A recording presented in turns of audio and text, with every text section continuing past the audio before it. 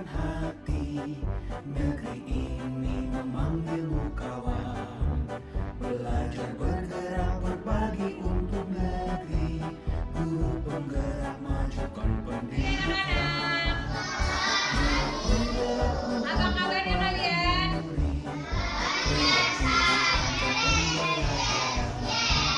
Tetap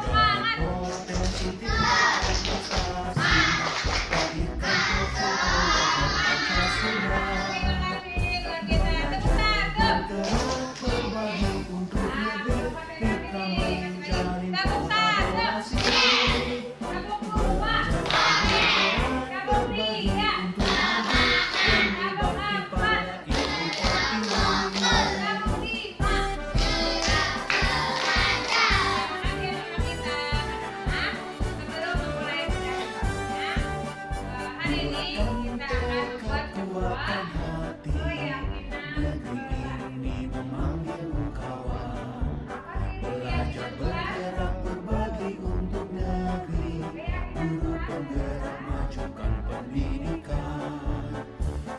Penggerak menghamba pada murid, kreatif rancang pembelajaran.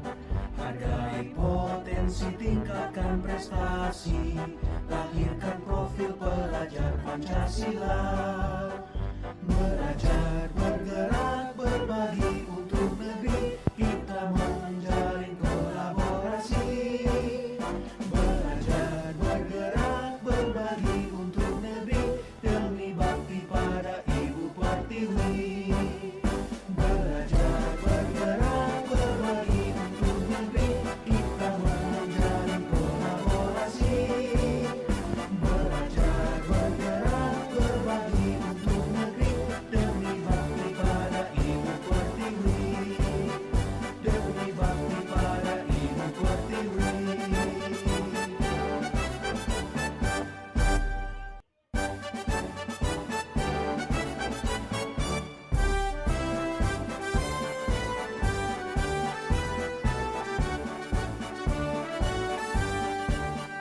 Bulatkan tekad, kuatkan hati, negeri ini memanggilmu kawan.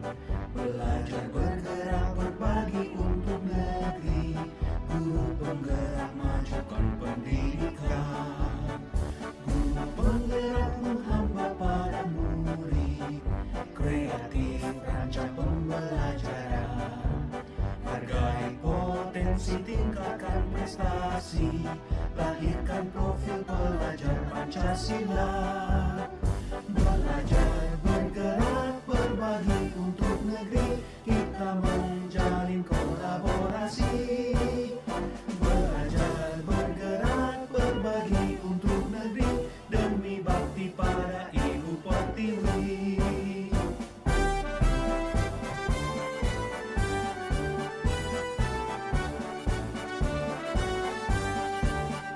Bulatkan tekad, kuatkan hati, negeri ini memanggilmu kawan. Belajar, bergerak, berbagi untuk negeri, guru penggerak majukan pendidikan. Guru penggerak menghamba pada murid, kreatif rancang pembelajaran. Hargai potensi, tingkatkan prestasi, lahirkan profil pelajar Pancasila. Belajar, bergerak, berbagi untuk negeri, kita menjalin kolaborasi. Belajar, bergerak, berbagi untuk negeri, demi bakti pada Ibu Pertiwi. Belajar, bergerak, berbagi untuk negeri, kita menjalin kolaborasi. Belajar, bergerak, berbagi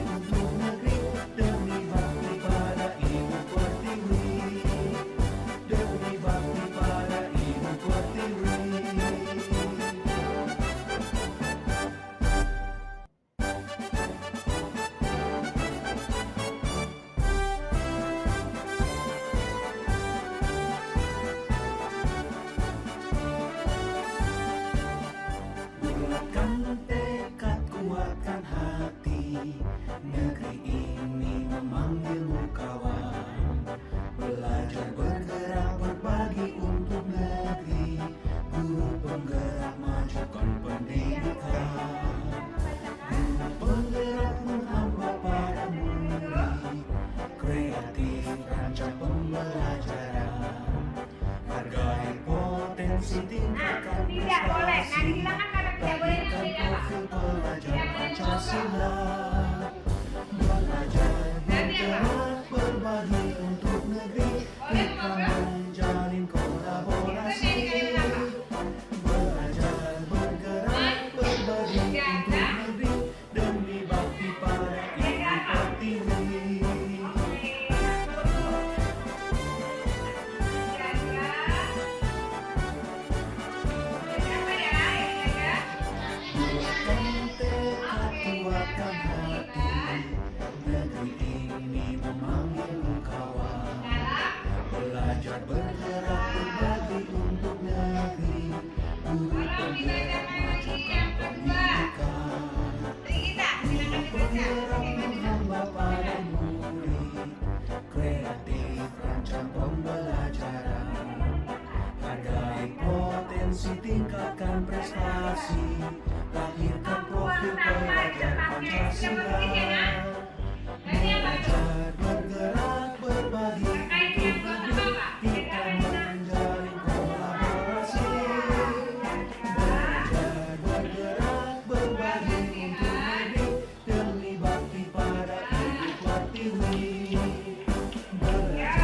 Belajar bergerak berbagi untuk negeri, demi bakti pada Ibu Pertiwi. Belajar bergerak berbagi untuk negeri, kita menjalin kolaborasi. Belajar bergerak berbagi untuk negeri, demi bakti pada Ibu Pertiwi. Demi bakti pada Ibu Pertiwi.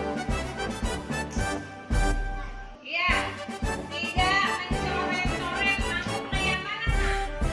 Kira-kira sini. Menjaga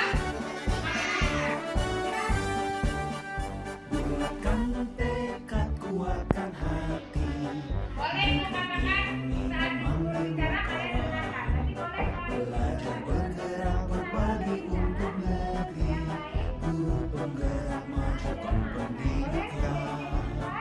Guru penggerak menghamba pada murid, kreatif rancang pembelajaran. Hargai potensi, tingkatkan prestasi, lahirkan profil pelajar Pancasila. Belajar bergerak berbagi untuk negeri, kita menjalin kolaborasi.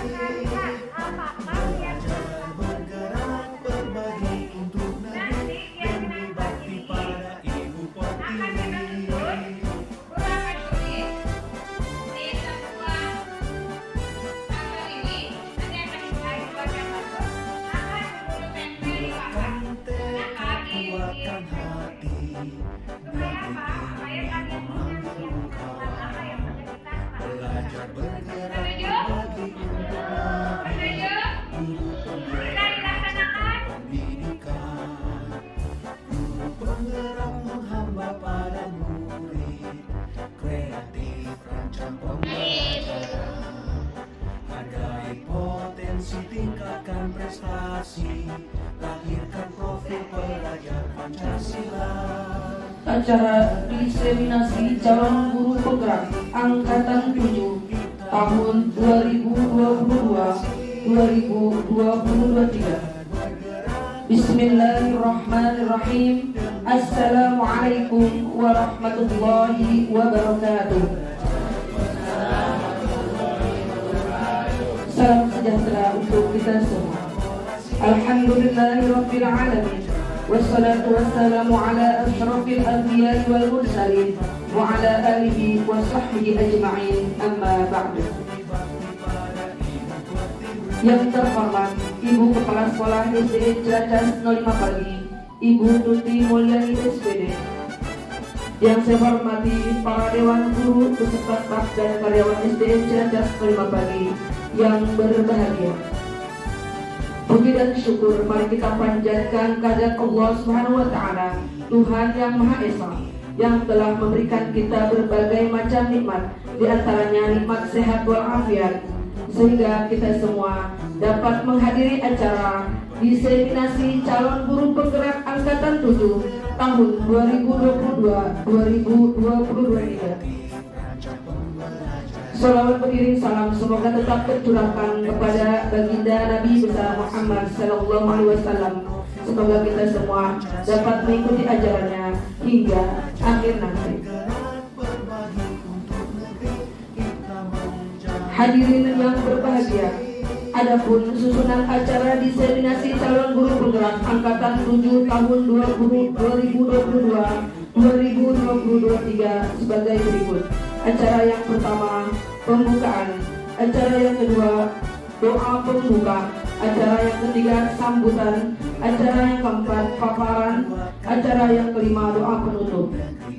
Baiklah, mari bersama-sama kita mengawali acara yang pertama, yaitu pembukaan. Marilah kita membuka acara ini dengan membaca doa terlebih dahulu yang akan dipimpin oleh Ibu Budi. Kepada Ibu Budi dipersilakan. Assalamualaikum warahmatullahi wabarakatuh. Yang terhormat, Potensi tingkatkan prestasi, lahirkan profil pelajar. Assalamualaikum warahmatullahi wabarakatuh.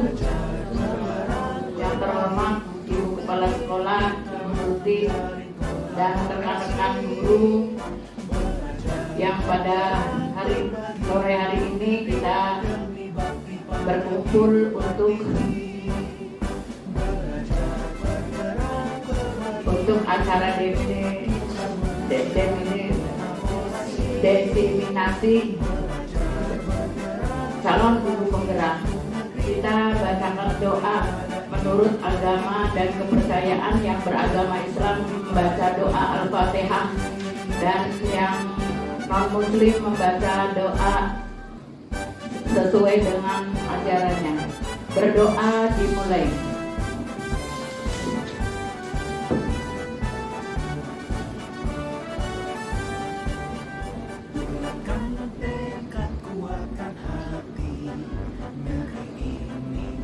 Berdoa selesai. Assalamualaikum warahmatullahi wabarakatuh.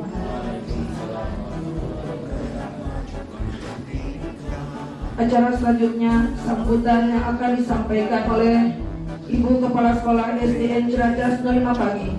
Kepada yang terhormat Ibu Tuti Mulyani SPD dipersilakan.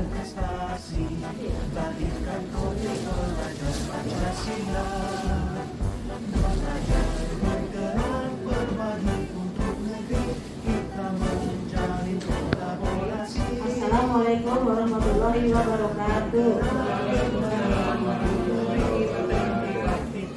Ibu yang saya hormati dan saya banggakan, terutama Bu Enda yang saya banggakan saat ini. Dan hari ini kita patut mengucapkan puji dan syukur kepada Allah Subhanahu wa Ta'ala karena kita diberi kesehatan dan diberi kesempatan untuk mendampingi Bu Enda ya dalam melaksanakan desiminasi calon guru penggerak. Dalam kesempatan ini saya ingin mengungkapkan rasa bangga dan syukur karena salah satu dari guru kita ada yang sudah lulus mengikuti calon guru penggerak, dan sekarang sudah beberapa tahapan sudah dilalui. Semoga Bu Enda tetap sehat, tetap semangat, dan nanti dapat mencapai apa yang diharapkan, yaitu lulus sebagai guru penggerak dengan hasil memuaskan. Dan kepada Bapak Ibu guru yang lain, terutama muda-muda ini yang usia di bawah 50 tahun, saya harapkan semuanya ikut mendaftar mengikuti calon guru penggerak. Jangan hanya stuck di tempat saja ya, ibu-ibu yang muda-muda, bapak guru juga bagus. Kalau yang muda 50 tahun atas ya sudah memang sudah terlewat waktunya ya, jadi saya tidak bisa apa lagi. Ini saya harapkan yang muda ini yang di bawah 50 tahun ya, para saya semoga semua bisa mengikuti calon guru penggerak. Dan nanti juga Bu Enda mudah-mudahan bisa mengimbaskan ilmu yang didapatnya kepada kita semua, dan untuk kemajuan sekolah kita, untuk kemajuan anak didik kita. Demikianlah yang bisa saya sampaikan saat ini. Kurang dan lebihnya mohon maaf. Assalamualaikum warahmatullahi wabarakatuh.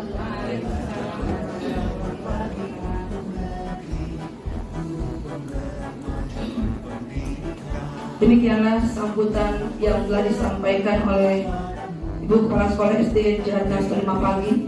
Acara selanjutnya, paparan desiminasi calon guru penggerak angkatan 7 tahun 2022-2023. Kepada yang terhormat Ibu Endah dipersilakan. Terima kasih. Assalamualaikum warahmatullahi wabarakatuh. Puji dan syukur mari kita panjatkan kehadirat Tuhan Yang Maha Esa karena siang hari ini berkenan memberikan nikmat sehat, nikmat bahagia dan nikmat berkumpul dalam suasana penuh kekeluargaan. Pertama-tama terima kasih kepada Ibu Tuti Mulyani SPD selaku pimpinan kita, Kepala Sekolah SDN Ciracas 05 Pagi yang berkenan memberi waktu saya untuk menularkan atau mengimbaskan ilmu yang saya terima selama saya mengikuti pendidikan yang bergerak.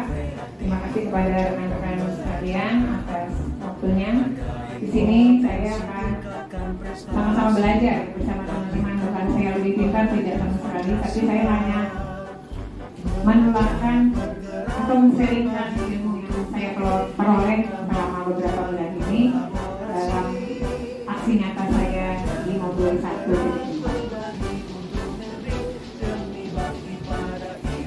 Budaya positif adalah materi yang akan saya paparkan di aksi nyata di modul 1.4.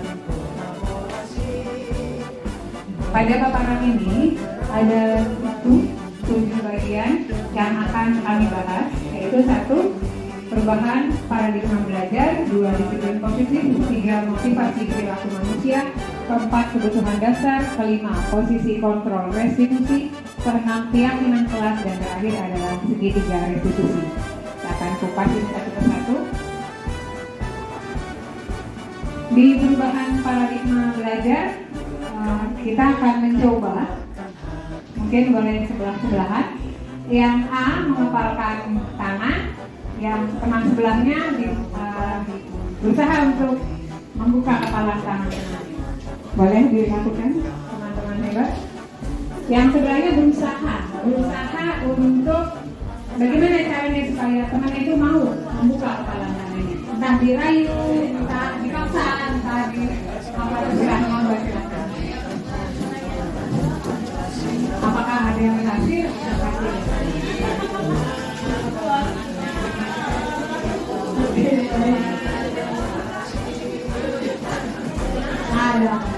Ada yang berhasil, oke. Saya mau minta bagaimana perasaan teman-teman ketika apa yang teman-teman lakukan dalam rangka supaya teman yang mau membuka kepalanya. Ibu Latri, monggo. Agar teman bisa mau membuka, paling tidak kita harus memberikan motivasi dengan memberikan semangat untuk merayu supaya dia itu mau membuka kepalannya. Ya contohnya Ibu Tuti, ayo bikin cantik, tolong membuka dong kepalanya. Ayo Bu Tuti, terima kasih Bu Tuti. Baik, ini kita mau masuk ke materi terkait dengan ini, perubahan paradigma belajar. Nah, apakah kita sebagai A atau kita sebagai B mau membuka kepalan tangan? Mengapa dan apa alasannya? Tadi sudah dirumahkan oleh teman kita, Ibu Sulatri, bahwa untuk membuat seseorang mau melakukan apa yang kita minta, bisa dengan cara ataupun tadi rayuan. Tapi ada juga yang ibu kepala sekolah sudah mencoba anak buahnya. Apakah berhasil Bu merayuannya? Tidak berhasil karena bahwa itu menjelaskan sama kuat. Akhirnya saya kitik-kitik tangannya. Terus sedikit. Ada lagi 2 metode, 1 dirayun tidak bisa, tapi dikit-dikit ternyata bisa. Nah, selanjutnya Bu Petra. Selanjutnya, ini ada pendapat dari, ini tadi diumpamakan sebagai bagaimana kita terhadap anak didik ya. Bagaimana anak didik mau mengikuti omongan kita. Ada yang kadang kita paksa, ada yang ada kita kitik, mungkin ada juga yang dengan marahan. Apakah tindakan kita ini benar atau tidak? Mari kita simak satu persatu. Menurut Dr. William Gleiser, ada 5 ilusi guru. 1 sebagai pengontrol murid, 2 semua penguatan positif, efektif dan sangat bermanfaat. Yang ketiga bahwa kritik itu dapat menguatkan karakter karena orang akan merasa bersalah. Yang keempat, bahwa ilusi orang dewasa itu punya hak untuk nakal. Sebenarnya teman-teman hebat, semuanya itu sebenarnya hanya ilusi. Sebenarnya tidak benar bahwa guru mengontrol murid, ya. Ini jangan, pada dasarnya kita nggak bisa maksa. Misalkan untuk membuka itu nggak bisa. Itu butuh harus dari dalam diri anak sendiri. Kemudian bahwa penguatan positif, efektif dan bermanfaat. Contoh kemarin Ibu Petra sudah bahkan bahwa ada muridnya yang sudah melakukan lalu dikasih rewardnya permen hanya untuk mendapatkan permen. Jadi itu manfaatnya hanya sesaat, ya. Yang berikut kritik. Ketika anak murid kita kritik, kamu salah, malah membuat anak semakin down atau semakin merasa bersalah. Yang keempat, kita semakin walaupun anak itu dalam ukuran lebih kecil dari kita, usia lebih kecil, kita tidak punya hak sama sekali bagi manusia untuk memaksa anak diri kita. Nah, di sini ada konsep besar. Menurut Stephen R. Covey, bagaimana seorang bisa berubah dari paradigma stimulus respon itu adalah rangsangan, ya, stimulus dan respon kepada pendekatan teori kontrol, mengatakan bahwa bila kita ingin membuat kemajuan itu perlahan-lahan, jadi nggak bisa langsung sedikit-sedikit, maka yang kita ubah adalah apakah murid kita? Bukan, tapi kita harus kita yang berubah, ya. Namun bila kita ingin perbaiki cara-cara utama kita, maka kita boleh mengubah kerangka acuan kita. Ubahlah bagaimana kita dulu, bagaimana cara kita melihat dunia, bagaimana kita memandang peserta didik adalah juga manusia sama seperti kita. Maka dengan mengubah paradigma kita, skema pemahaman dan penjelasan aspek tertentu tentang realitas, tentang kenyataannya, ya. Nah, inilah stimulus, respon, dan teori kontrol. Terdapat beberapa perbedaan. Di stimulus respon, kebutuhan kita sama. Tetapi di teori kontrol yang sudah saya dapat, itu kebutuhan kita berbeda. Di stimulus respon, semua orang melihat yang sama, sedangkan di teori kontrol, semua punya gambarannya masing-masing dan sangat berbeda. Ketiga, kita mencoba mengubah orang. Jadi, saya paksa Bu Petra harus sama nih kayak saya, bahwa bulan itu jahat. Jadi saya pengaruhi Bu Petra supaya itu dia orang jahat. Tetapi di teori kontrol, semua perilaku itu punya tujuan, bukan semata-mata maksa orang ikut kehendak kita. Yang keempat, orang lain bisa mengontrol saya di stimulus respon. Tapi di teori kontrol, kita hanya bisa kita kontrol, kita nggak bisa kontrol orang lain. Kemudian yang kelima, saya bisa mengontrol orang lain. Di teori kontrolnya, saya tidak bisa mengontrol orang lain. Pemaksaan pada stimulus respon, di teori kontrol menjadi kolaborasi, bahwa semua manusia itu harus saling bekerja sama, tidak bisa sendiri-sendiri. Yang kelima, pola berpikir menang kalah. Tapi kalau di teori kontrol tidak ada yang menang dan tidak ada yang kalah. Semuanya harus win-win, jadi harus dua-duanya. Disiplin positif. Makna disiplin, mari kita tanya diri sendiri bagaimana cara kita berperilaku. Apakah saya sih datang pagi takut dimarahin pas orang? Apakah saya datang pagi memang kalau saya pagi prepare hal-hal yang akan saya butuhkan hari itu, atau saya pengen dipuji udah sih, boleh sih, guru penggerak gitu. Apa itu kembali ke diri kita sendiri? Apa yang memotivasi kita untuk berbuat disiplin? Itu tujuannya sebagai pendidik kita harus menanamkan motivasi ketiga. Motivasi ketiga itu apa? Adalah motivasi yang ada dalam diri kita sendiri. Ya, bukan karena penghargaan, bukan karena hadiah, dan bukan karena ancaman. Lanjut. Makna kata disiplin, apa yang di benak kita selama ini biasanya kayak peraturan, gitu ya, tata tertib, teratur dan kebutuhan. Kata disiplin juga sering sekali dihubungkan dengan hukuman. Padahal itu semua berbeda, karena belajar tentang disiplin positif tidak harus, itu perlu digarisbawahi ya, tidak harus memberi hukuman.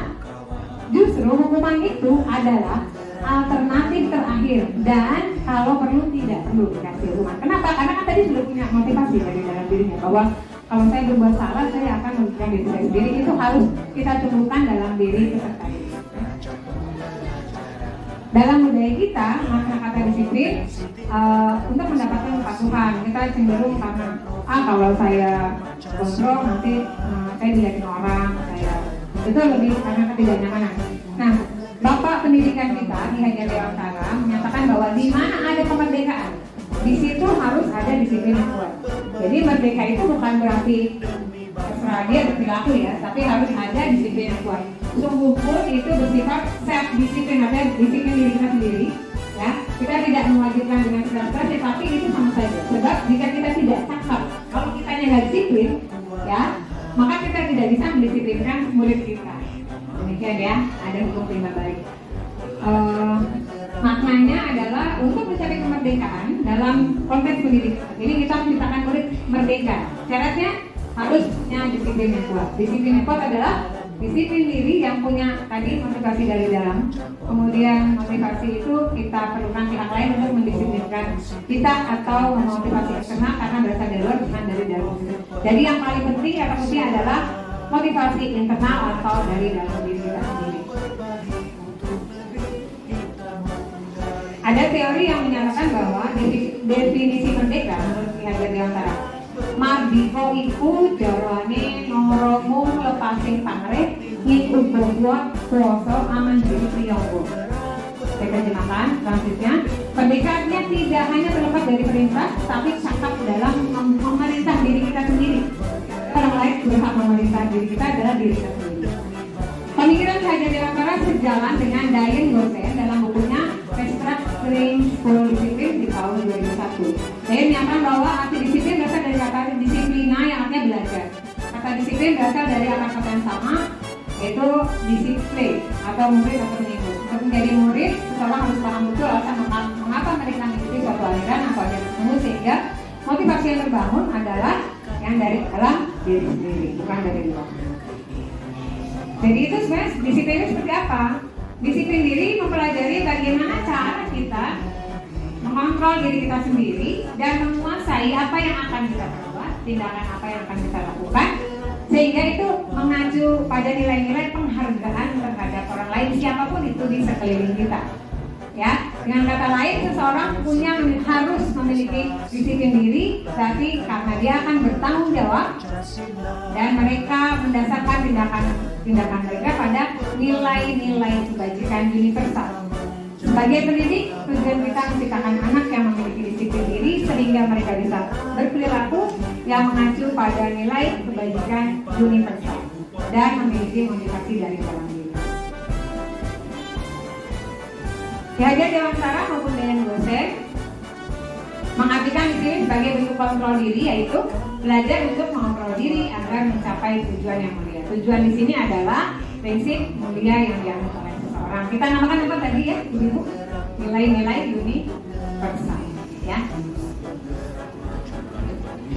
Nah, ini wajib banget nih kita tahu profil pelajar Pancasila. Alhamdulillah, puji Tuhan bahwa Mas Menteri sudah menggalakkan sekali profil pelajar Pancasila melalui KM. Profil pelajar Pancasila yang terdiri dari 6 karakteristik. Nah, kita sebagai guru nih akan didesain nih membuat murid kita punya profil seperti ini. 1, harus beriman dan bertakwa kepada Tuhan yang Maha Esa, juga akhlaknya mulia. Yang kedua, berkebinekaan tunggal. Kita tidak bisa menafikan bahwa seluruh Indonesia ini adalah berkebinekaan, apapun itu, suku, bangsa, bahasa, agama dan semuanya ada. Maka pada kontekstual ini kita harus menyadari dan kebinekaan ini sebagai modal dasar kita. Yang ketiga, murid-murid akan memiliki karakter sifat bergotong royong, yang keempat mandiri, kelima bernalar kritis, dan yang terakhir adalah menjadi peserta didik yang keren. Standar pendidikan nasional kita dalam rangka menciptakan lingkungan yang positif, maka setiap warga sekolah dan pemangku kepentingan perlu saling mendukung, menghayati dan menerapkan nilai kebajikan yang telah kita sepakati bersama. Ya, untuk menerapkannya maka pemimpin pembelajaran kita kan pemimpin pembelajaran dan guru ya, perlu berjiwa pemimpin. Kenapa? Supaya bisa mengembangkan sekolah kita. Jadi kalau kita bisa mengembangkan diri kita, mengembangkan anak didik kita, maka satu sekolah satu sekolah maju, satu bungkus, satu binaan, satu Indonesia. Itu motivasi menurut Diane Boswell ada 3. 1, menghindari ketidaknyamanan. 2, menekan imbalan. Dan 3, menjadi orang yang mereka inginkan dan menghargai diri sendiri dengan nilai-nilai yang mereka percaya. Jadi ada 3 motivasi. Ya, kita bahas satu-satu. Bagaimana kita terhadap kita menanamkan disiplin positif? Tadi kan dikatakan bahwa sebisa mungkin jangan memberi hukuman, hindari. Ya, itu keputusan terakhir lah kalau apa bagaimana keadaannya. Tapi sebisa mungkin tidak menghukum. Menanamkan motivasi ketiga itu yang paling penting. Jadi keseharian kita itu kita drill terus dengan perilaku bahwa bagaimana sih supaya anak ini saya nggak mau ini karena memang dia sadar diri, gitu ya. Nah, mari kita tinjau beberapa konsep hukuman, konsekuensi, dan restitusi. Dalam menjalankan peraturan ataupun keyakinan kita sudah buat ya Bapak Ibu ya. Pasti saya yakin punya ada tempel di kelas masing-masing ya, punya keyakinan kelas. Bila ada pelanggaran, tentu sesuatu harus terjadi. Untuk itu kita perlu flashback ya, tinjau ulang tindakan penegakan peraturan yang selama ini apakah masih sesuai ataukah perlu dirubah. Tindakan tersebut tindakan kepada suatu pelanggaran pada umumnya hukuman atau konsekuensi. Kali ini kita akan selain itu namanya restitusi. Apa sih restitusi itu? Restitusi adalah proses menciptakan kondisi bagi siswa atau bagi murid untuk memperbaiki kesalahan mereka sehingga mereka bisa kembali pada kelompok mereka dengan karakter yang lebih kuat. Jadi ketika orang berbuat salah tentu ada rasa gak nyaman ya. Nah ini peran guru sangat penting. Bagaimana seorang guru bisa mengembalikan anak diri kita yang tadi kepada habitatnya, tapi dengan manusia baru. Manusia baru artinya bahwa dia tidak akan melakukan kesalahannya lagi karena dia sadar. Gitu ya, kira-kira restitusi. Juga adalah kolaboratif, artinya kita harus bekerja sama, mengajarkan murid yang lain juga untuk ketika murid yang lain punya masalah, dia akan sharing, akan tahu solusinya. Oh begini kira-kira solusinya. Ya, membantu berpikir tentang orang seperti apa yang mereka inginkan dan bagaimana kita harus memperlakukan orang lain. Apa bedanya sih hukuman dan konsekuensi? Hukuman sesuatu yang menyakitkan harus terjadi. Sedangkan konsekuensi itu bukan hukuman, tapi itu memang harus terjadi apabila begini konsekuensinya ini, gitu ya. Membuat rasa sakit, membuat anak. Kalau konsekuensi membuat anak merasa tidak nyaman, tapi tidak menyakitkan. Yang ketiga, kalau hukuman itu membenci kedisiplinan, anak menjadi benci, nggak mau karena dihukum. Sedangkan di konsekuensi, anak menghargai disiplin. Kenapa? Karena dia sudah tahu kalau saya terlambat, konsekuensi saya adalah apa yang sudah disepakati di kelas. Kemudian hukuman bersifat paksaan. Kalau konsekuensi itu bersifat stimulus tanggapan. Hukuman mendorong anak menyakiti dirinya sendiri, sedangkan konsekuensi membuat anak supaya bagaimana ya supaya bisa diterima di masyarakat. Lebih ke adaptable ya. Konsep diri yang buruk, sedangkan di konsekuensi konsep diri yang baik. Anak belajar menyembunyikan kesalahan, anak mematuhi peraturan, merasa bersalah, marah, dipermalukan. Kalau di konsekuensi hanya merasa tidak nyaman, kehilangan haknya sementara. Bagaimana identitas bisa terjadi? Ada 2 identitas. Di sini ada di kolom gagal dan sukses. Yang gagal itu adalah adanya suatu hukuman. Yang sukses adanya disiplin. Disiplin itu memiliki 2 lagi, memiliki konsekuensi dan ada tadi yang saya katakan adalah restitusi. Hukuman jadi sesuatu yang menyakitkan yang harus terjadi, sedangkan konsekuensi sesuatu itu harus terjadi walaupun bukan harus menyakitkan. Nah restitusi ini adalah pilihan ya. Yang kedua, hukuman tidak nyaman. Murid tidak nyamannya itu lama. Jadi kadang-kadang mohon maaf Bapak Ibu, mungkin kita juga pernah melakukan kesalahan membuat luka batin terhadap anak yang anak SD sampai kuliah, bahkan sampai dia punya anak lagi akan menjadi lingkaran setan ya. Perilaku itu akan dia lakukan di orang lain, itu hukuman yang dalam jangka waktu panjang terasa. Sedangkan konsekuensi untuk jangka waktu pendek, hanya saat itu saja dia tidak nyaman. Sedangkan restitusi malah menguatkan.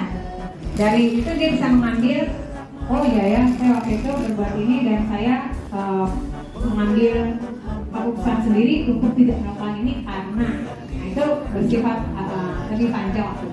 Di hukuman, korban mendapatkan keadilan. Di konsekuensi, korban dalam tanda kutip ya, bisa diabaikan.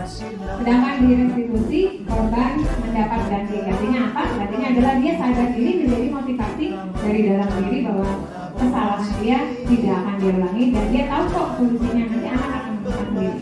Yang terakhir, murid akan merasa tersakiti, sedangkan di konsekuensi murid merasa nyaman. Di restitusi, murid menjadi kuat karakter. Jadi itu benefitnya. Next dulu. Kebutuhan dasar manusia. Kira sudah sampai ke poin 4. Tadi saya paparkan itu kan ada 7. Sabar ya Bu.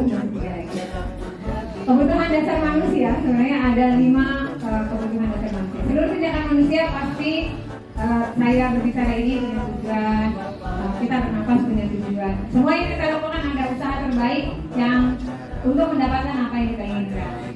Saya juga berusaha mengembangkan kemampuan saya semaksimal mungkin, pasti punya tujuan. Ketika kita sudah mendapat apa yang kita inginkan, sebetulnya saat itu kita sedang memenuhi satu kebutuhan kita atau bahkan lebih, yaitu yang untuk bertahan hidup, kasih sayang, dan rasa diterima, kemudian kebebasan, kesenangan, dan penguasaan Allah. Ketika murid melakukan perbuatan yang bertentangan dengan nilai kebaikan atau murid melanggar peraturan, hal itu sebenarnya dikarenakan mereka ternyata nih, kenapa anak nakal itu satu, dia gagal memenuhi kebutuhan apa? Nanti kita bahas.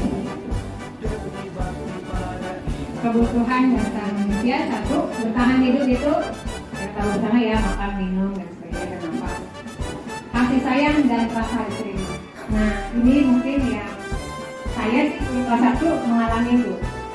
Kebutuhan kasih sayang dan rasa diterima amat sangat besar di kelas 1. Ketika anak merasa tidak saya sayangi, dia nggak akan peduli dan akan peduli.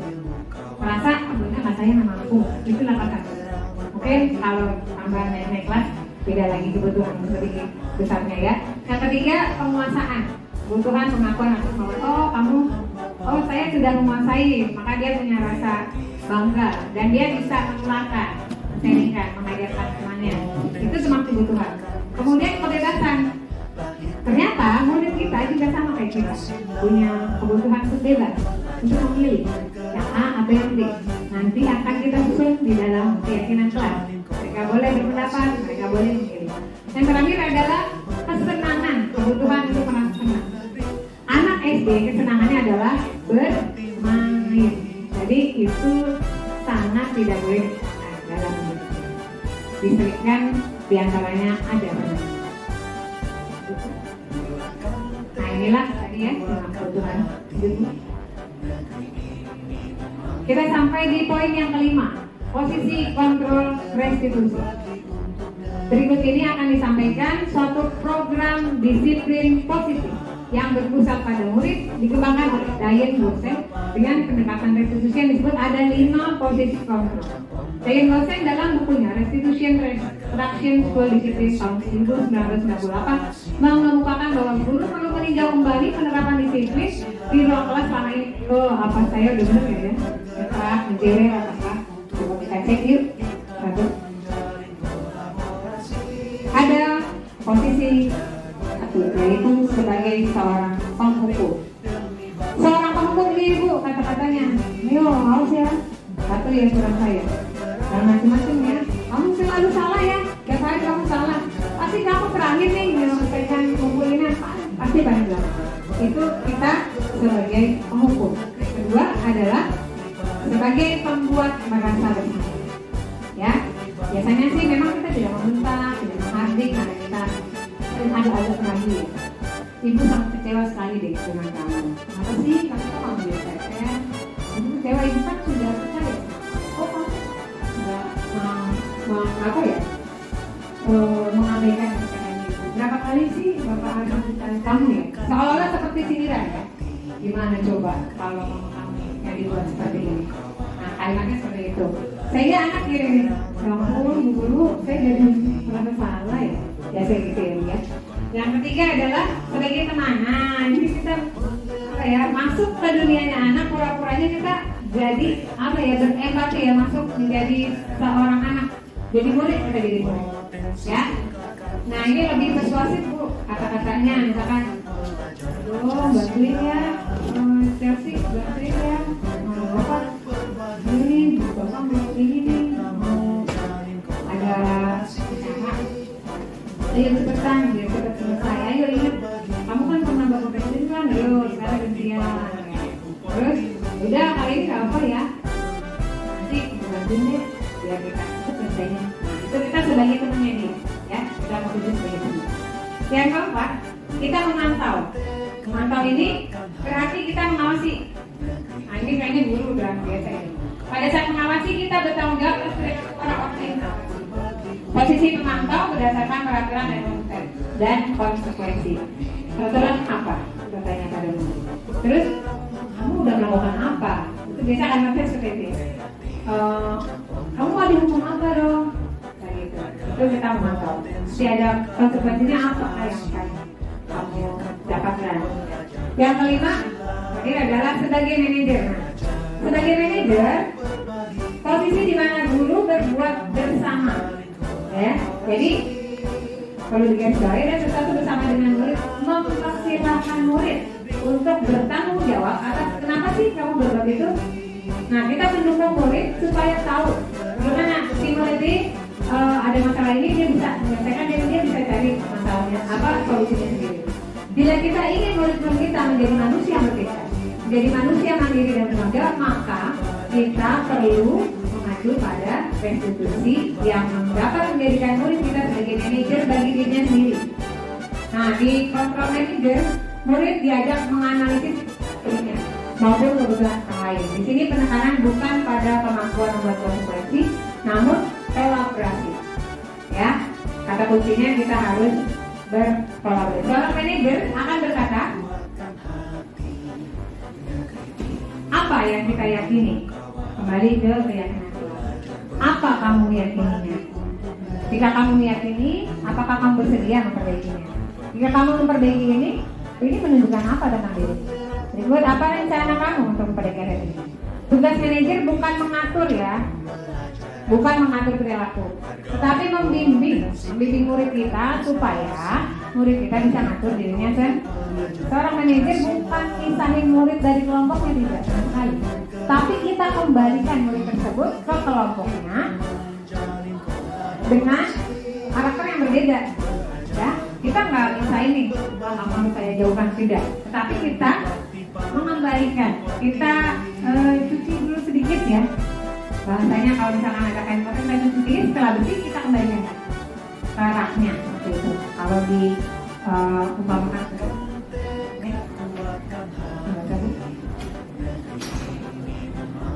dampak pada murid, motivasi eksternal dan motivasi intrinsik.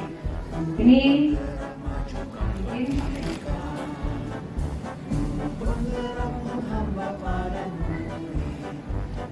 mengulangi kesalahan berulang kali, perilaku menjadi lebih agresif. Kemudian di sini ada 5 ya. Ada yang tadi saya sebutkan, posisi kontrol sebagai penghukum, membuat merasa bersalah, kita sebagai teman, kita sebagai pemantau, dan kita sebagai manajer. Ini sih sebenarnya harus kita manajer terus, harus kita jadi itu semua 5 posisi itu tergantung masalahnya Bapak Ibu ya. Jadi bukan berarti harus menjadi penghukum terus, itu ada saat-saatnya. Nah, penghukum mengulangi kesalahan berulang kali, perilaku menjadi lebih agresif. Di pembuat merasa bersalah, anak merasa rendah diri, merasa jauh dari teman, tergantung, jadi tidak mandiri dan tidak bisa memutuskan. Itu dampak pada murid ya. Pemantau menitik beratkan pada dampak diri sendiri, sedangkan manajer mengevaluasi bagaimana menjadi diri yang lebih baik. Kaitannya dengan dunia berkualitas, 1, murid meletakkan di penghukum, murid meletakkan guru di luar dunia berkualitas, di pembuat merasa bersalah di dalam dunia berkualitas, di teman sebagai bagian penting, di pemantau sebagai peraturan, sedangkan di manajer sebagai individu positif dalam dunia berkualitas. Jadi tiap-tiap anak punya dunia sendiri, pasti punya dunia berkualitas. Tinggal kita ngerti di posisi mana kualitas asli. Nah, keyakinan kelas. Ini yang sudah saya terangkan di kelas. Pembentukan keyakinan kelas. Ini penting teman-teman hebat semuanya. Kenapa? Nah, satu, keyakinan kelas itu lebih abstrak ya daripada peraturan. Peraturan itu kan tadi kita katakan bahwa lebih mengukur ya. Kalau keyakinan kelas itu lebih abstrak. Kemudian yang kedua, berupaya pernyataan-pernyataannya bersifat umum. Yang ketiga, senantiasa dibuatnya dalam kalimat positif. Tidak ada jangan, tidak negatif. Tidak kalimat tingkat, tapi kalimat positif. Yang keempat, tidak terlalu banyak supaya mudah diingat. Yang kelima, harus bisa diterapkan di kelas kita. Jangan kita bikin keyakinan kelas yang skalanya sekolah internasional, tapi kita terapin kelas kita. Itu percuma. Kalimatnya bagus, tapi tidak bisa diterapkan. Yang keenam, semua harus berpendapat. Ya, kalau di saya itu pakai itu apa namanya? Sticky note kayak proses itu loh. Nanti kita tempel satu anak-anak nulis satu. Saya mau ini. Nah, dari kalimat-kalimat yang tidak jangan peraturan. Nanti kita susun dengan bimbingan kita menjadi satu sebuah kalimat positif. Yang terakhir bersedia meninjau kembali. Nah, keyakinan kelas tadi saya kan nggak bisa itu terus ya. Nanti kan dia berproses. Ketika sudah berjalan ini sudah oke, kita ganti keyakinan kita. Itu kan dinamis ya prosesnya. Nah, prosedurnya satu, mempersilakan murid tadi yang sudah disediakan ya. Satu, mempersilakan murid-murid untuk curah pendapat tuh diskusi terbimbing ya. Yang kedua, mencatat masukan. Mencatat masukannya awal-awal kita baca tertib papan. Yang ketiga, menyusun bersama. Yang keempat, ganti lagi kalimat negatif jadi positif. Yang kelima, meninjau kembali ya. Mungkin ada pernyataan yang masih berupa peraturan. Contohnya nih, berjalan di kelas, dengarkan guru, datang tepat waktu, berada di bawah satu payung, yaitu keyakinan untuk saling menghormati atau nilai kebajikan hormat. Nah, ini kata-kata ini bisa satu kata hormat. Keyakinan ini tentang daftar yang disepakati merupakan pendalaman pemahaman bentuk peraturan menjadi keyakinan kelas. Yang keenam, kita bisa meninjau ulang kembali apakah sudah tepat, demikian atau malah tidak dipahami. Bila terlalu banyak, maka kata kelas susah mengingat, maka kalimatnya sedikit-sedikit. Apalagi saya kelas 1 ya, jadi kalimatnya dua kata, 3 kata. Yang ketujuh, setelah selesai dibuat, maka boleh kita bersama-sama diskusi panel, meninjau ulang dan menyetujui. Yang kedelapan, bisa ditaruh di tempel di depan kelas masing-masing supaya kalau lupa bisa dibaca. Nah, ini contoh yang sudah jadi. Keyakinan kelas 1. Satu, setiap anggota kelas perlu belajar. Tidak ada kalimat negatif ya Bu. Yang kedua, perlu senang. Yang ketiga, perlu melakukan tugas. Tidak, ayo kamu harus. Kalau nggak melakukan tugas, hukumannya lari. Tidak, tapi perlu. Yang keempat, perlu saling menghargai. Yang kelima, perlu merasa aman. Merasa aman berarti tidak ada pertengkaran, ya kan? Terus bisa diperhatikan oleh masing-masing. Itu yang kelas 1. Ada lagi contohnya yang kelas 5. Yang kelas 5 bisa saya mencontohkan, tapi Bapak Ibu jauh lebih hebat dari saya, kasih lebih kreatif dari saya. 1, selalu bersikap positif. 2, senantiasa menjadi diri terbaik. 3, percaya dan menghormati orang lain serta barang-barang miliknya. Ya, jadi artinya itu bisa juga kalau mission harus dilakukan. Yang keempat, berkomitmen pada tugas dan saling membantu, bisa juga pada saat kerja. Nah, sampai di sini yang terakhir, bahwa saya yang ketujuh, segitiga restitusi. Tadi saya katakan bahwa restitusi adalah pendekatan, ya. Pendekatan menciptakan disiplin positif. Bila seseorang berbuat salah pada kita, ketika mereka menawarkan sebuah tindakan untuk memperbaiki kesalahan mereka, kemungkinan besar jawaban Anda adalah kita akan tolak tawaran itu dan akan bilang tidak usah, tidak apa-apa, lupain aja, itu udah terlalu. Oke? Nah, restitusi adalah proses menciptakan kondisi murid untuk memperbaiki kesalahan murid itu sehingga mereka setelah memperbaiki bisa kembali ke kelompoknya dengan penguatan karakter tadi, tidak merasa bersalah. Nah, ini segitiganya seperti itu. Yang pertama yang kita lakukan adalah ini, Bu. Langkah awal adalah menstabilkan identitas. Ketika murid merasa bersalah, kalau dia udah datang ke lapas, udah 1 jam belajar. Nah, sebagai manusia, kita kan juga pernah bersalah, maka kita tidak langsung menghukum ibu, ya, tidak langsung dibentak, bahkan diusir. Kan tadi dikatakan bahwa tidak boleh ada hukuman. Nah, tindakan pertama menstabilkan identitas. Kita meyakinkan anak bahwa saya juga pernah kok guru, kalau kan guru juga pernah terlambat, ya. Jadi anak supaya merasa stabil dulu kondisinya, tidak panik, tidak nangis, tidak takut gitu ya. Baiknya satu. Kemudian setelah distabilkan, lalu kita akan validasi, kita akan cek. Kamu tentu punya banyak alasan. Kenapa? Kenapa kamu? Bisa tanya dari terlambat ya kamu. Kamu kenapa nak? Kenapa kamu sampai kesulitan belajar? Apa yang terjadi dengan kamu? Ya. Kemudian setelah dia mencurahkan pendapatnya, memvalidasi tindakannya, maka kita akan segitiga yang 3 adalah menanyakan keyakinan. Nah, kita kan sudah ada tempelan juga. Keyakinan mana nih yang coba dibaca sudah disepakati. Dia akan pilih oh ya Bu ini. Lalu menurut kamu apa yang akan kamu lakukan? Kamu mau menjadi orang seperti apa?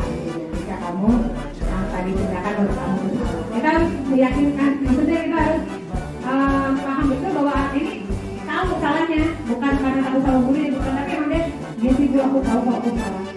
Ya, sampai di situ.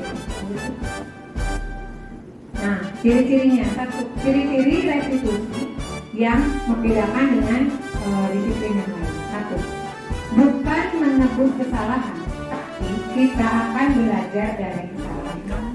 Yang kedua, restitusi itu sifatnya bukan merusak hubungan. Saya nggak jadi musuhan kulasri, bukan. Tetapi hubungan yang kurang baik saya perbaiki. Ya, hubungan kita sama murid kita perbaiki. Yang ketiga, itu tawaran bukan paksaan. Ya, tidak boleh maksa. Yang keempat, kita bersifat menuntun untuk melihat lebih dalam diri murid kita. Yang kelima, mencari kebutuhan dasar yang mendasari tindakan. Kenapa sih anak ini kok maaf ya dalam tanda kutip hiperaktif misalkan? Apa sih kebutuhan anak ini yang tidak terpenuhi sama saya? Itu kita Bu, sebagai orang dewasa kita yang harus mencari. Kemudian fokus pada karakter, bukan pada tindakan kita untuk segera menghukum. Tapi sebagai guru pengen hukum aja kalau kita hukum aja ya kan. Padahal kita lihat ini karakter anak ini dia itu hiperaktif, berarti saya harus punya cara bagaimana supaya anak ini bergerak, tetapi gerakannya positif. Begitu. Contohnya seperti itu. Kemudian itu restitusi akan menguatkan, menjadikan karakter yang lebih baik. Kemudian fokus pada pemecahan masalah dan terakhir mengembalikan yang tadi sudah salah, dia bisa kita kembalikan pada kelompoknya. Okay. Ciri-ciri restitusi yang membedakan dengan program insight berikutnya adalah cara yang paling baik. Dalam restitusi diri, murid belajar untuk mengubah kebiasaannya dari yang mengomentari orang lain menjadi ke diri sendiri. Ya, mungkin ini bukan cuma murid ya, kita juga saya ya, kan kita komenin orang ya, sebagai sendiri. Dr. William Gleiser mengatakan bahwa orang yang bahagia akan mengevaluasi diri sendiri dulu. Orang yang tidak bahagia, tidak bahagia mengevaluasi orang lain. Jadi nanti kita berefleksi diri sendiri apakah kita mengevaluasi kita atau mengevaluasi kita. Yakinlah bahwa kita akan bahagia setiap hari apabila kita berefleksi. Ciri-ciri yang ketiga adalah pada tahap evaluasi diri. 1. Saya tidak suka cara saya berbicara kepada. Ya, itu pada diri kita sendiri. Yang kedua, kesalahan apa yang saya lakukan? Kesalahan yang saya lakukan adalah 1. Saya sebenarnya punya informasi yang kamu butuhkan. Saya lelah dan perlu bicara terlalu cepat. Saya tidak jelas menyampaikan apa yang saya inginkan. Yang berikut, pemahaman saya berbeda dengan pemahaman kamu. Yang ketiga, besok lagi saya akan menyampaikan informasi yang saya punya. Tadi kan masalahnya ini restitusinya. 2, saya akan berbicara lebih lambat. Yang ketiga, saya akan bicara lebih jelas tentang keinginan saya. Dan keempat, saya akan menyampaikan pemahaman saya kepada. Segitiga restitusi adalah suatu proses dialog yang dijalankan oleh guru atau orang tua agar dapat menghasilkan murid yang mandiri dan bertanggung jawab. Jadi tujuan kita adalah anak itu menjadi mandiri dan bertanggung jawab terhadap apapun yang dilakukan. Nah, ini tadi kita buka satu-satu ya. Tips 1, menstabilkan identitas. Berdasarkan prinsip membuat kesalahan adalah bagian dari proses pembelajaran. Berperan menggeser identitas murid dari gagal menjadi sukses. Jangan kritik murid yang sedang mengalami identitas gagal. Ya. Ajukan pertanyaan. Contoh 1, membuat kesalahan. Tadi saya katakan apa-apa kok manusia membuat salah, itu hal yang wajar. Guru juga akan salah. Yang kedua, manusia tidak ada, pasti ada salah. Yang ketiga, mari kita bisa perbaiki kok masalah ini. Yang keempat, saya tidak akan menanyakan kesalahannya.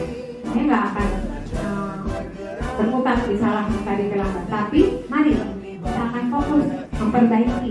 Gimana nih caranya supaya kamu nggak terlambat? Yang kelima, apakah saat ini kamu pernah menjadi orang yang baik?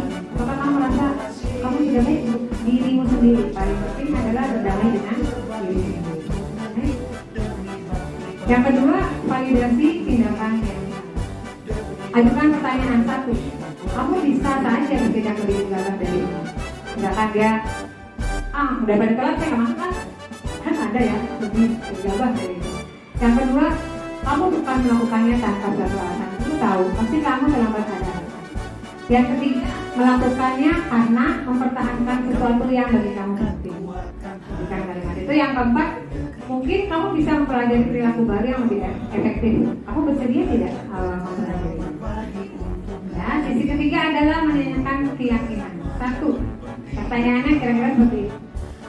Sebagai keluarga atau sebagai kelas, apa yang sudah kita yakini, kita kembali ke keyakinan kelas. Yang kedua, nilai apa yang sudah kita sepakati. Yang ketiga, seperti apa gambaran kelas ideal bagi kamu. Yang keempat, kamu ingin menjadi orang seperti apa sih? Ya. Hal yang perlu diperhatikan.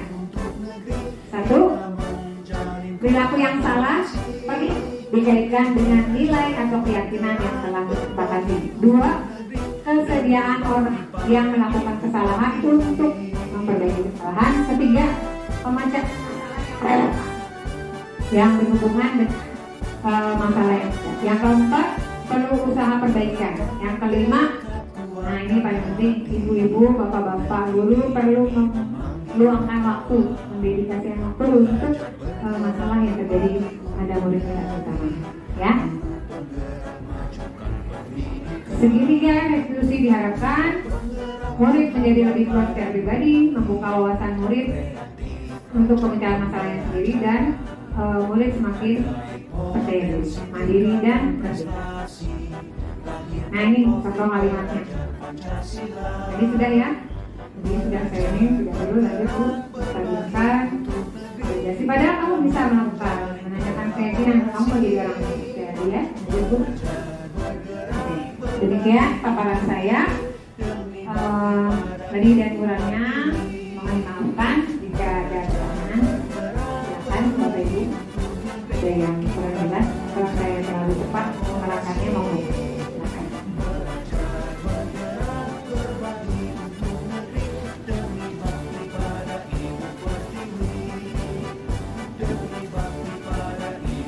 Kamu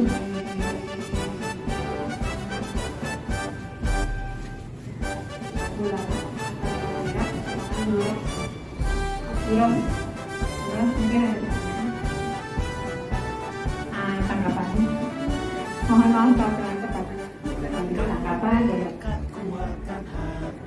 Assalamualaikum warahmatullahi wabarakatuh. Untuk masalah hubungan yang tadi kita lihat, siapa sih Bu yang tadi Ilham? Nah, kalau seperti Ilham tadi, harusnya hukuman apa yang sampai kita lakukan atau misalkan tanpa diberikan hukuman atau harus ada gantian dari guru yang lain. Karena kalau begitu terus tuh jadi apa ya? Sepertinya jadi kayak nanti ancaman menjadi sekedar anak yang harus diberikan. Solusinya seperti apa?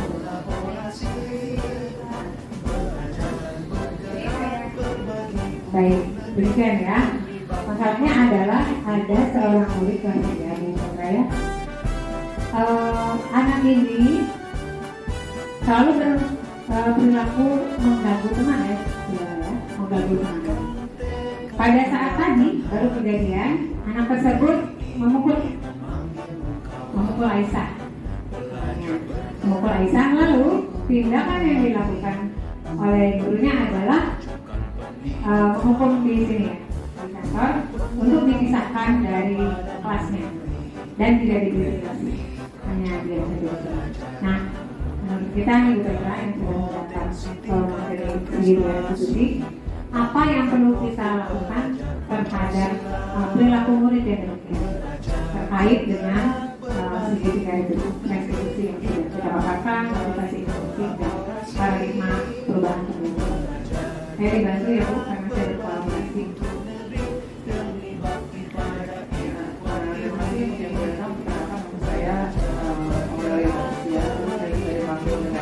Ibu Petra, saya dari SDN Kota.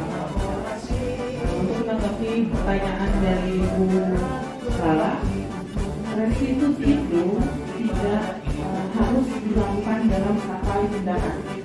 Itu restitusi bisa dilakukan dengan beberapa tahap dan itu bisa saja sebulan atau 2 bulan. Saya akan kasih sedikit contoh tentang murid saya. Ada satu murid saya di kelas, dia itu agak hiperaktif, kita bisa biasa sebut kalau nggak bisa diem, ini hiperaktif ya. Walaupun kita belum tahu hasil tapi hiperaktif atau enggak, tapi itu malah dia hiperaktif. Melakukan restitusi itu bukan langsung, nah sini itu langsung divalidasikan. Mulai dengan memperhatikan anaknya dulu. Apa sih gerakan yang biasa dia lakukan? Kenapa sih alasannya dia melakukan? Contoh, dia mau mukul. Kita sekarang dulu, jangan kita harus benar-benar ini mukul kenapa? Kita perhatikan dulu dan jangan langsung kasih hukuman. Bukan berarti membiarkan dia akan memukul, tapi memisahkan di sini itu sama saja menghasilkan motivasi impresif dia. Jadi lebih kita perhatikan. Tapi lama-lama coba kita dekati dia, tapi bukan pakai bahasa guru, tapi pakai bahasa anak-anak. Contoh, kamu kenapa sih kok kayak gitu sih? Misalnya gitu, coba deh kalau kamu ke pukul meja, kamu kan sesuatu, kamu sakit nggak? Pada saat kamu mukul kamu sakit nggak? Jadi seolah-olah kita berbicara bukan pakai bahasa guru, tapi pakai bahasa murid. Dan saat dia nyaman, kita cari tahu kenapa penyebabnya. Dan biasanya anak seperti itu ujungnya adalah karena basic orang tua maupun lingkungan. Nah, itu kita rangkul. Jangan segan-segan mau murid, karena sentuhan itu begitu dahsyat efeknya. Jadi mungkin pelan-pelan. Mungkin kalau kita saya bisa bilang kalau seperti itu sebulan atau 2 bulan sampai kita selesaikan segitiga restitusi. Dan yang ini kalau kita berhasil, walaupun dia awalnya kalau sebelumnya mungkin kurang tepat menurutnya.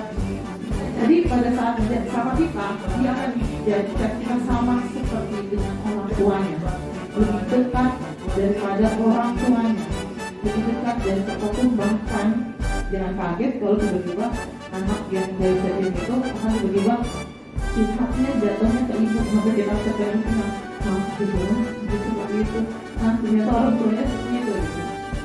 Jadi dengan melakukan segitiga restitusi selalu motivasi. Jadi saya balik lagi ke teori disiplin. Itu belajar. Jadi bukannya siswa yang belajar, tapi kita yang belajar. Kita belajar benar-benar menyelami anak sehingga kita bisa seluk-beluk dan cara nyelipin ilmu yang Tuhan tidak berikan itu seperti apa. Karena setiap anak pasti berbeda. Mudah-mudahan bisa membantu menjawab pertanyaan dari Gula. Terima kasih banyak mereka Gula. Demikian ini sharing ya. Kita nggak ada yang lebih dari saling belajar dan kebetulan Ibu PK ini punya murid kan seperti itu. Dan muridnya sekarang apa curhat ya Bu? Ibu ikhlas ya Bu. Alhamdulillah ya Umi menjadi sahabatnya murid. Saya juga mau minta sharingan Ibu Budi. Ibu Budi kan juga dengan ilham. Bagaimana upaya Bu Budi sebagai guru agama? Boleh sharing Bu? Mohon maaf. Saya sebagai guru agama kepada Ilham lebih menyayangi dan lebih memperhatikan Ilham. Kalau Ilham dibaikin, dia lebih baik. Tapi kalau dikasarin lebih kasar Bu Wenda. Itu aja yang saya tahu. Assalamualaikum warahmatullahi wabarakatuh. Terima kasih banyak Bu Budi. Jadi ternyata walaupun Bu Budi itu belajar pendidikan calon guru gerak, alhamdulillah ya Bu, Ibu sudah menjalankan itu. Segitiga revolusi kita kembali ke fitrah kita sebagai seorang pendidik. Menurut Ki Hajar Dewantara, mendidik itu kita bukannya memaksa, bukan menuntut, tapi kita menggandeng loh. Kita menuntut loh, menuntut sama-sama basi jalannya, jangan depan duluan gitu ya. Menuntut untuk ke arah dari buku. Alhamdulillah Bu Budi ya sudah dilaksanakan. Pasti Bapak Ibu hebat semuanya sudah jalankan, cuma nggak tahu bahwa itu namanya segitiga revolusi. Saya yakin itu sukses. Demikian, ada lagi pertanyaan? Terima kasih Bu Lala pertanyaannya. Cukup? Baik. Terima kasih teman-teman hebat. Terima kasih untuk waktunya, terima kasih untuk sharingnya, terima kasih Bu Lala untuk pertanyaannya. Sekali lagi saya mohon maaf jika dalam penyampaian banyak kata-kata saya yang tidak tepat, kurang berkenan, tidak dipahami atau saya terlalu cepat sehingga tidak dipahami. Semoga yang saya sampaikan, yang saya tulis ini memotivasi terutama guru-guru muda kita. Ayolah masuk ke pendidikan guru penggerak supaya pendidikan di Indonesia menjadi lebih maju. Tapi motivasinya bukan dari Bu Linda ya, bukan buat promo-promo tidak, tapi harus dari dalam diri kita bahwa saya ingin menjadi manusia yang lebih memahami murid saya. Saya ingin murid saya menjadi lebih berdaya guna. Dan saya ingin masa depan murid saya ini akan lebih membuat Indonesia menjadi lebih maju lagi dengan mengenang karakter profil pada Pancasila. Demikian, mohon maaf, terima kasih banyak. Assalamualaikum warahmatullahi wabarakatuh.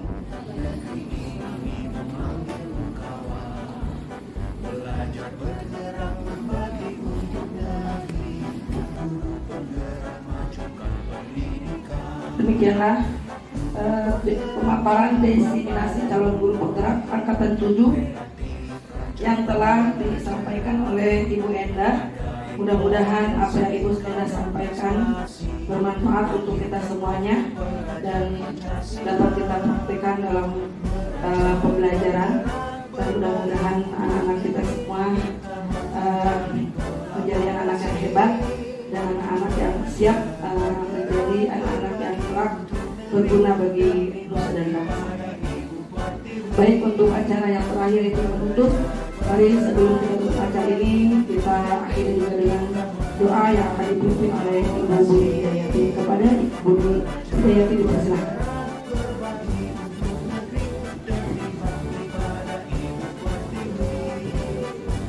Assalamualaikum warahmatullahi wabarakatuh. Mari kita tutup dengan doa. Semua lancar, semua sukses. Mudah-mudahan jadi anak-anak kita jadi pandai dan pintar. Ya Arhamar Rahimin irhamna, ya Arhamar Rahimin irhamna, ya Arhamar Rahimin irhamna. Allahumma inna nas'aluka salamatan fid din wa afiatan fil jasadi wa ziyadatan fil ilmi wa barakatan fil rizqi wa taubatan qabla al maut wa rahmatan indal maut wa maghfiratan ba'dal maut. Allahumma hawwin alaina fi sakratil maut wa najatan minan nar wal afwan dari hisab. Rabbana la tuzigh qulubana ba'da idh hadaytana wa hab lana min ladunka rahmatan innaka antal wahhab. Rabbana atina fid dunya hasanah wa fil akhirati hasanah wa qina adzabannar. Da'wahum fiha subhanakallahumma wa tahiyyatuhum fiha salam wa akhiru da'wahum alhamdulillahi rabbil alamin. Wassalamualaikum warahmatullahi wabarakatuh.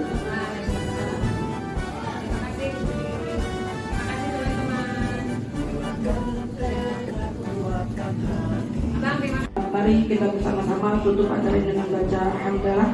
Alhamdulillahirabbil alamin. Assalamualaikum warahmatullahi wabarakatuh.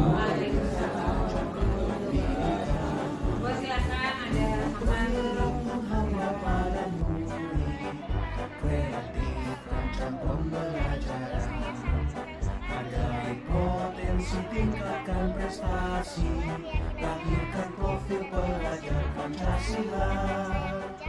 Belajar, bergerak, berbagi untuk negeri, kita menjalin kolaborasi. Belajar, bergerak, berbagi untuk negeri, teman sejawat Bu Endah yang sekarang sebagai calon guru penggerak. Setelah saya mengikuti diseminasi budaya positif yang dipaparkan beliau, saya merasa senang karena menambah wawasan dan ilmu bagi saya, bahwa seorang guru harus mampu menuntun murid-muridnya dan bahkan meniadakan penggunaan hukuman karena ada solusi bagi setiap permasalahan. Dengan menjalankan segitiga restitusi, saya akan berusaha menggunakan segitiga restitusi jika ada permasalahan yang ada di kelas saya. Terima kasih Bu Endah sudah menularkan ilmu yang Bu Endah terima sebagai calon guru penggerak. Tetap semangat Bu Endah dan sukses selalu. Wabillahi taufiq wal hidayah. Wassalamualaikum warahmatullahi wabarakatuh.